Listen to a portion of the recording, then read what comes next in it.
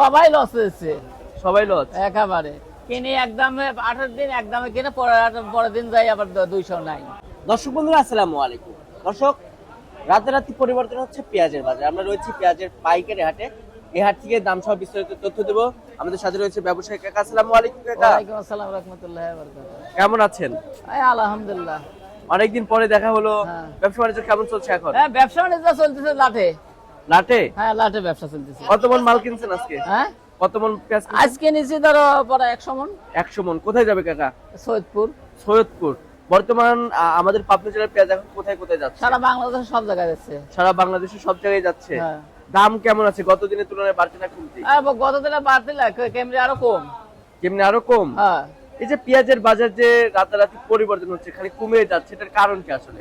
এর কারণ কি? কারণ হচ্ছে কৃষক লাগাইছে বেশি, তারপর আছে জন্ম বেশি। এবছর ফলন বেশি হয়েছে না? হ্যাঁ, ফলন বেশি হয়েছে। আচ্ছা আচ্ছা। আমরা এখানে যে পেঁয়াজটা দেখতে পাচ্ছি, এটা কি জাতের পেঁয়াজ? এটা হচ্ছে সুখসাগর। সুখসাগর পেঁয়াজ।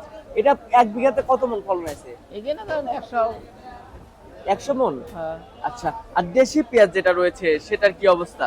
দেশি পিস ধরেন 60-70 মনে হচ্ছে এক বিঘাতে? হ্যাঁ। সেটার দাম কেমন আছে? সেটা ভালো, সবচেয়ে রাখাইটা আছে 1000। রাখাই যেটা ঘরে রাখবে? না। আচ্ছা আচ্ছা।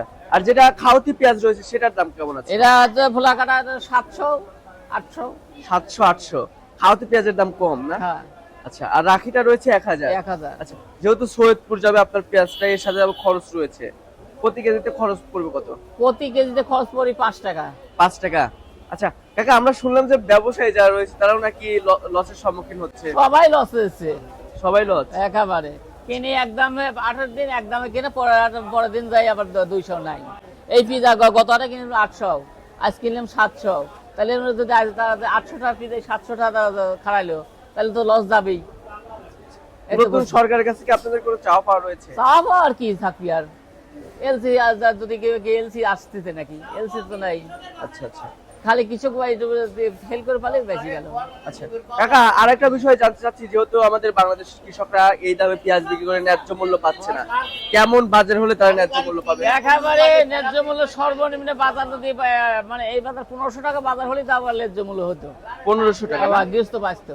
আচ্ছা আচ্ছা আচ্ছা। কাকা, এই পেঁয়াজের তো কোনো কোয়ালিটির উপরে দাম নির্ভর করে। হ্যাঁ, কোয়ালিটির উপর দাম। আচ্ছা, এই যে আমরা একটু যদি দেখাই দর্শক আপনাদেরকে, এখানে যে পেঁয়াজটা দেখতে পাচ্ছেন, মাশাআল্লাহ অনেক সুন্দর পেঁয়াজ। এগুলা কিন্তু ঘরে রাখা যাবে না, আর কি হাইব্রিড জাতের পেঁয়াজ এগুলা। আর যেটা দেশি পেঁয়াজ সেটা কিন্তু রাখাই কিনা ধরছে আর কি, এখন তো কিনতেছে রাখাই। হ্যাঁ, কিনতেছে এখন কিন্তু রাখাই কিনতেছে, 1100 টাকা করে বাজার রয়েছে। আচ্ছা, তো দর্শক বন্ধুরা, এই ছিল আমার কাছে পাবনা জেলার ঐতিহ্যবাহী হাট বনগ্রাম পেঁয়াজের পাইকারি হাট থেকে সর্বশেষ বাজারের পরিস্থিতি। আপনাদের সাথে পরবর্তী কোনো ভিডিওতে দেখা হচ্ছে। এ পর্যন্ত সবাই ভালো থাকবেন, সুস্থ থাকবেন। আর আমাদের চ্যানেলটি এখনো যারা সাবস্ক্রাইব করেনি, অবশ্যই সাবস্ক্রাইব করে পাশে থাকা বেল আইকনটি প্রেস করে রাখবেন। আল্লাহ হাফেজ।